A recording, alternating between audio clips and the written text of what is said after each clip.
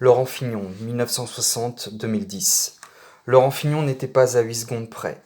Fignon est le dernier des grands champions cyclistes français après Hinault.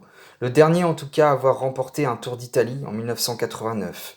L'avant-dernier à avoir remporté le Tour de France, le dernier étant Bernard Hinault en 1985.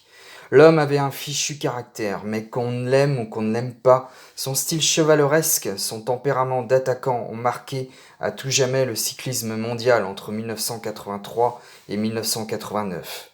Évoquer Fignon, c'est aussi établir un parallèle avec celui qui lui a donné sa chance en 1982, le sorcier Cyril Guimard, qui en tant que directeur sportif avait déjà porté les Van Impe et Hinault sur la plus haute marche du podium de la plus grande course du monde. Guimard va vivre avec Fignon sa dernière et fructueuse collaboration.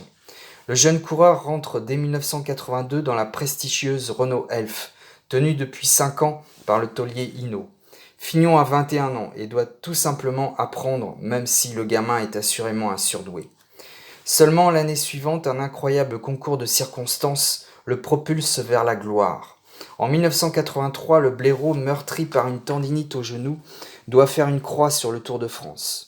À 22 ans, le jeune Parisien reprend les clés de l'entreprise et à la surprise générale remporte le Tour de France après avoir fait preuve de régularité et aussi de panache sur tous les terrains, à la fois en montagne et sur les contre-la-montre.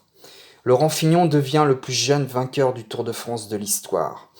À la fin de la saison, le patron Hinault quitte la maison Renault Elf pour tenter une nouvelle aventure avec l'homme d'affaires Bernard Tapie. En 1984, Fignon devient donc le nouveau boss de la bande à Guimard, et inévitablement futur adversaire de son ancien leader. Cela promet. Après une première participation au Giro, au cours duquel les montagnes sont rabotées pour permettre au gros Francesco Moser de remporter son premier Tour d'Italie, le jeune champion français, revanchard sur le Tour de France, et avec surtout l'envie d'en découdre avec le blaireau, avec son pote Pascal Jules, les frères Madiot et le reste de sa garde rapprochée vont jouer les rouleaux compresseurs. Malgré quelques attaques héroïques du blaireau, Fignon écrase tout sur son passage, dans les arrivées au sommet, dans les contre-la-montre individuels. Il remporte son second Tour de France avec 10 minutes d'avance sur Bernard Hinault. À presque 24 ans, Fignon est au sommet de son art, et ce sommet, il ne le reverra plus. En tout cas, pas un tel niveau de maîtrise. Une blessure au talon d'Achille suivie d'une intervention chirurgicale conduit à une saison 85 totalement blanche. Et son meilleur ennemi, Hinault, en profite pour remporter son dernier Tour de France. Retour au plus haut niveau en 1986, mais rien ne sera plus jamais aussi facile qu'autrefois. Entre-temps, les Renault de Guimard sont devenus Système U. En 1987, il se met au service de Charly Mottet sur le Tour de France et termine à une honorable 7e place. Mais il n'est plus le jeune surdoué de 1983 et 1984. Les spécialistes s'accordent d'ailleurs sur le fait que Laurent Fignon ne sera jamais le successeur du grand Hinault, comme le prédisait la saison 1984. Mais il n'y a pas que les grandes tours après tout. Pourquoi ne pas essayer de gagner une grande classique ? Pareille tenue dès 1988 en remportant avec l'art et la manière Milan-San Remo. La saison 1989 reste quand même celle du dernier grand sursaut, celle qui rappellera au bon souvenir de l'invincible champion de 1984. Nouvelle très belle victoire sur Milan-San Remo et quelques mois plus tard un sublime Giro dans lequel il se joue des meilleurs coureurs du moment, Lehmann et Breukink en tête. Cette fois, il n'y a pas de Francesco Moser à honorer. Il y a un vrai parcours de Tour d'Italie avec ses montagnes, des contre-la-montre individuelles et même une arrivée au sprint victorieuse. De nouveau, le Parisien va afficher sa large supériorité sur un grand tour. Un mois plus tard démarre ce Tour de France 1989, qui marquera à jamais l'histoire du cyclisme. Un tour digne des plus grands romans à suspense. Un tour que Laurent n'aurait pas dû perdre.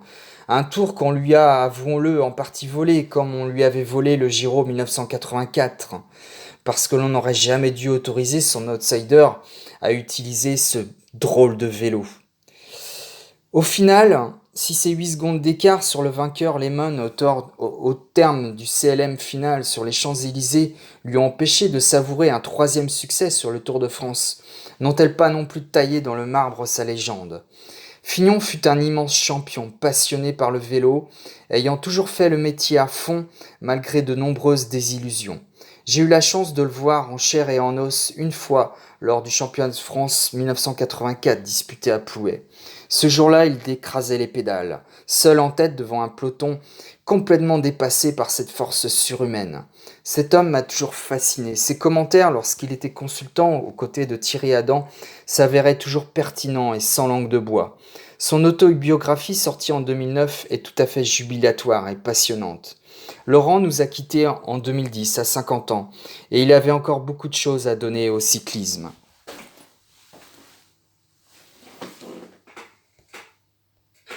4, 3, 2, 1, top. Laurent Fignon a perdu le Tour de France 89. Greg LeMond l'emporte. Greg en médaillon ici sur l'image proposée par Pierre Badel et Daniel Thierry. C'est fini. Laurent Fignon a perdu le Tour de France. Moment intense, moment d'émotion, Robert. Moment terrible pour Laurent Fignon, puisqu'il faut penser à lui tout en partageant le bonheur de Greg LeMond.